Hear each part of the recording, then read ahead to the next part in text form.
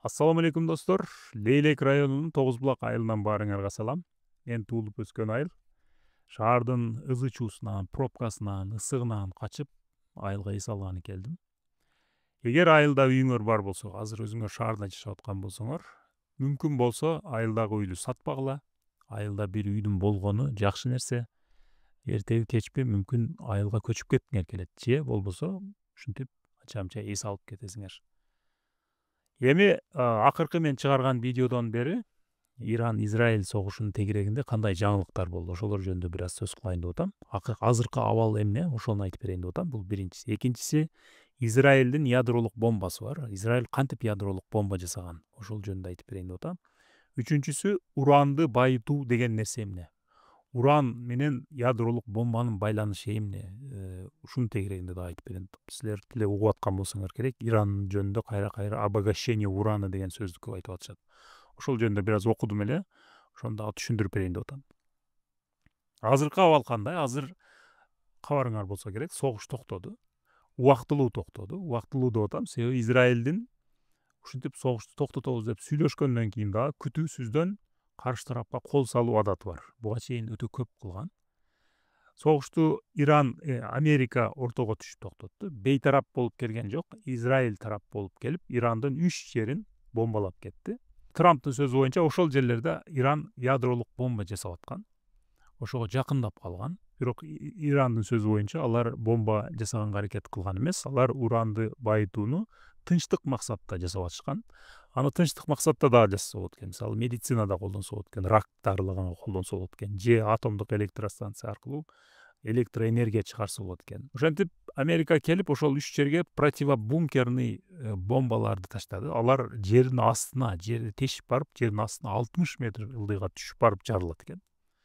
Ядролук өнүктүрүү программасын мындай элдин көргөн, элдин билген жерлерине ачык эле жасабайт экен эч бир өлкө. Бардыгы аны бекитет экен. Тоолордун арасына, жердин астына 70-80 метр ылдыйда ошол жерди казып жасайт. Ошол жерде өнүктүрүшөт экен.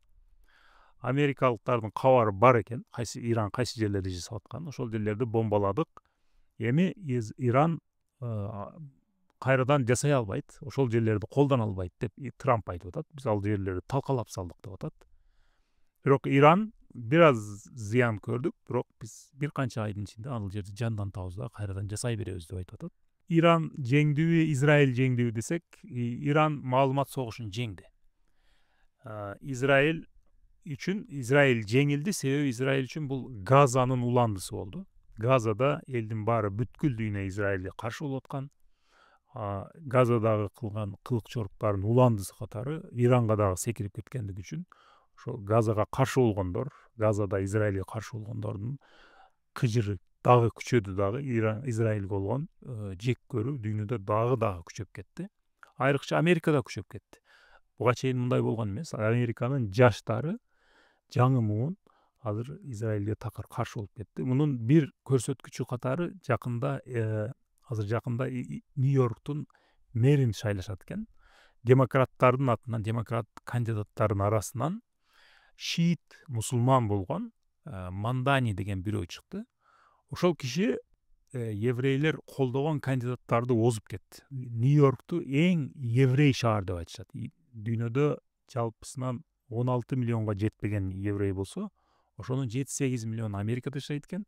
Ошонун 2 миллионго жакыны Нью-Йоркто жашайт экен. Нью-Йорк өзү еврейлердин шаары деп билинет экен. Бирок ошол жерде азырынча демократ кандидаттардын арасынан шиит мусулман болгон бир кандидат озуп кетти.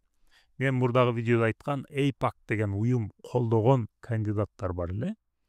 Алар AIPAC ушунчалык таасирдүү болгон үчүн алар колдогон кандидаттар көбүнчө жеңип кетчү эле, бийликке келчү эле. Азыр алар артта калып калды. Эми бул мэр боло элек. Эми республикалыктардын арасынан дагы бирөөлөр чыгат. Эгер аларды дагы жеңип, ушул бала, ушул киши мэр болуп алса, бул буга чейин көрүлбөгөн жаңы бир көрүнүш болот. Трамп бомбалап чыгып кеткенден кийин эртеси күнү Иран Катардагы Американын авиа базасына бомба ыргытты. Алар ушинтип сүйлөшкөндөй болуп сезилди мага. Биз сени бомбалайбыз, бирок ошол жерде токтотобуз. биз толук кандуу согушка кирбейбиз, ошол 3 жерди бомбалайбыз, анан Ирандын дагы жүзүн сактап калган, өзүнүн элинин алдында жүзүн сактап калганга уруксат беришти. Иран Катардагы Американын авиа базасына бомба ыргытты, бирок символикалык бомбаларды ыргытты. Америкалар тосуп койду да ошол жерде токтоттук деп сүйлөштү. Баары үч тарап тең сүйлөштү. Израиль токтотусуз келген жок. Бирок Трамп катуу сүйлөп, өзүнүн соц тармагында дагы катуу сүйлөп, Израиль токтот деп атып, Израилди токтотту. Израилдин көздөгөнү Американын толук кандуу согушка кирүүсү болду. Иракка согушка киргендей эле болуп кирип, Иранда төңкөрүш кылып, Ирандын бийлигин жок кылып, ал жерге бир кукла бийликти коюп, Ирак, Сирия, Ливияга окшотуп салып эле, алсыз кылып, алсыз бир мамлекет кылып салып эле. Иранды дагы ошондойго айланта турган болсо, ошондой мамлекетке айланта турган болсо, ал тегеректе ошол региондо Израилге каршы сүйлөй турган мамлекет калмак эмес. Бирок ал максатына жеткен жок. Эгер ошондой согушка киргенде, бул Трамп үчүн чоң бир проблема болмок. Себеби Иран акырына чейин согушмак, бир канча жылдык чоң согуш башталмак дагы. Мунун акыры кандай болуп бүтөөрүн эч ким айта алмак эмес. Азырынча ушундай болуп токтоду. Маалымат согушунда Иран жеңди, Израиль жеңилди.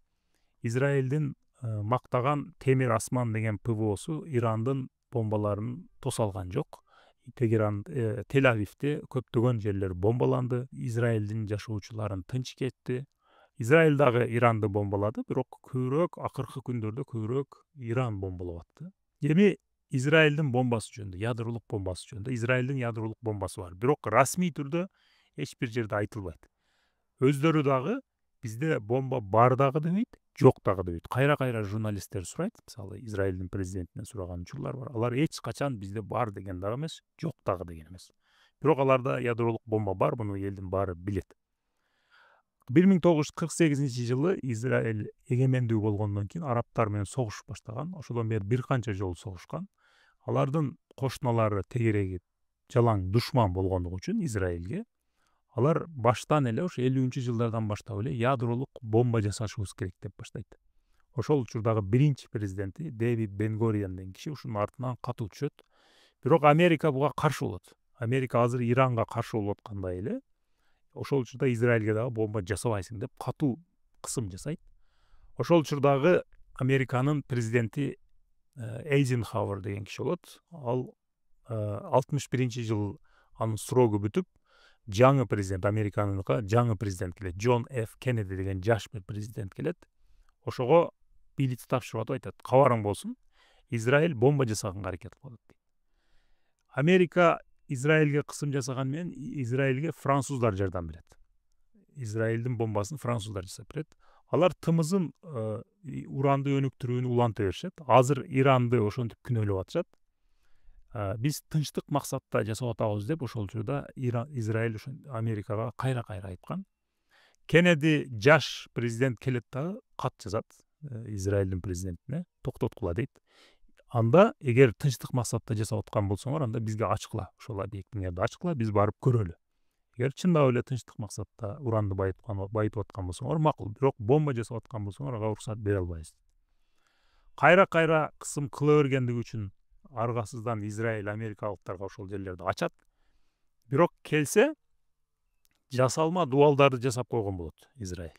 Ошол дубалдардын артына бекитип койгон болот, өздөрүнүн ошо ядролук программаны өнүктүргөн центрифугилерин бекитип койгон болот дагы. Башка эле нерселерди көрсөтүп алдайт америкалыктарды. Муну америкалыктар түшүнүп, Кеннеди катуу бир кат жазат президентке, Израилдин президентине. Жетишет: "Эгер токтотпосоңор, биздин силерге болгон жардамдарды токтотобуз. Башка мамлекеттердин дагы силерди дүйнөдө изолировать этип салабыз, санкция салабыз жана башка" деп өтө катуу бир кат жазат.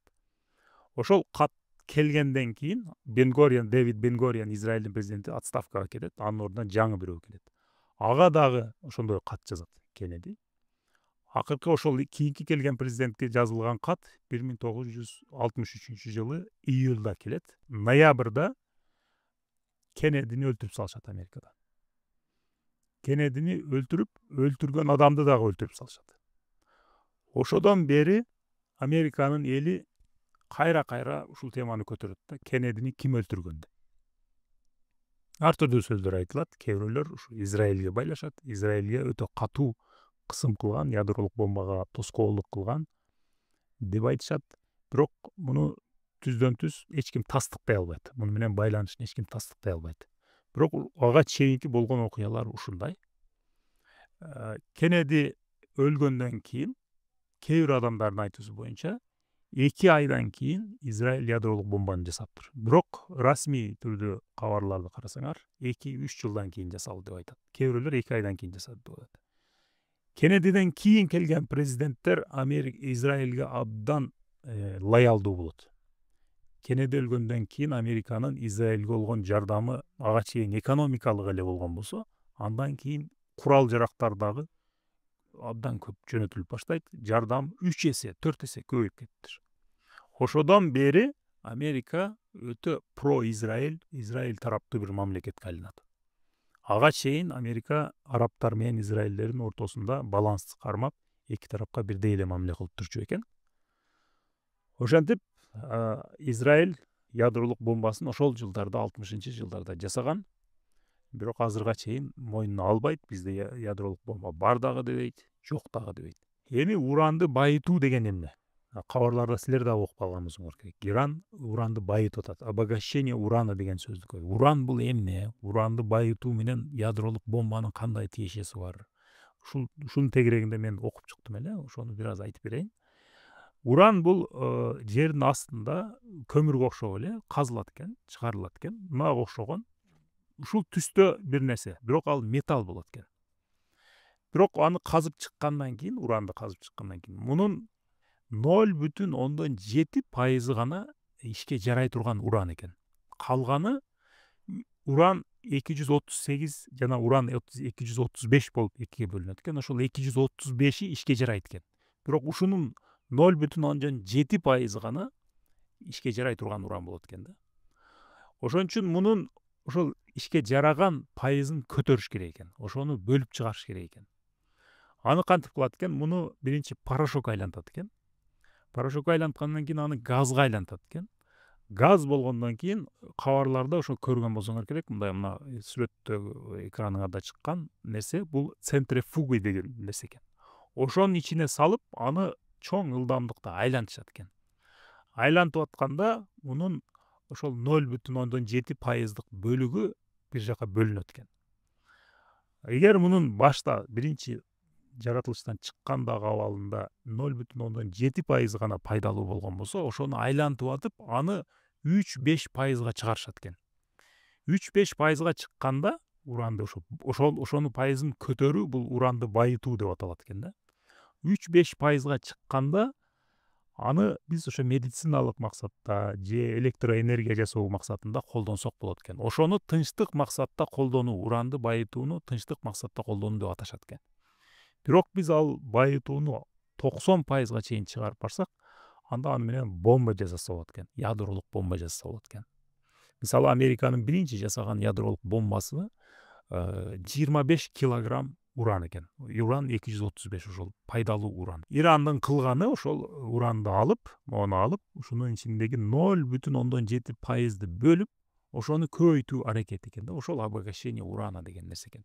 Бул уран Менделеев таблицасындагы элементтердин бири. Менделеев таблицасындагы элементтер бул ааламда эмне бар болсо ошолор бардыгы ошол менен жасалган. Мисалы, бир сүйлөм же сөз тамгалардан турат, туурабы? Кандай сүйлөм, кандай сөз болбосун, ошол баягы эле Адан Яга чейинки тамгалардан тургандай эле бул ааламдагы мына таш болобу, чөп болобу, аба же биздин денебиз жана башка эмне бар болсо ошонун бардыгы ошол элементтерден гана турат да. Ошолордун бир канчасы биригип атып, ар түрдүү нерселерди пайда кылат экен. Ошолордун бири уран экен. Ал уранды жөн эле көмүрдү казгандай кылып эле жердин астынан казышат экен дагы. Анан ошону колдонушат экен. Анын көпчүлүгү дүйнөлүк резервдин 43% Казакстанда экен. Андан кийинки орунда Канада турат экен, Австралия жана башка ушундай өлкөлөрдө экен. Ушундай экен достор. Иран азыр ошол тапкан жерден уранды алып, ошону бөлүп, ошонун пайдалуу бөлүгүн бөлүп көбөйткөнгө аракет кылып атыптыр. Америкалыктардын сөзү боюнча уран 60%га чейин байытыптыр. 60%га чейин чыгыптыр дейт. ошол буларга түшүнүксүз болуп атыптыр да. 3-5% чейин байытканыңарда түшүнөт элек. Аны менен силер медициналык максатта же электроэнергия колдонгонго жетиштүү болуш керек. Силер эмне үчүн 60% чейин чыгарып атасыңар деп айтып атышыптыр.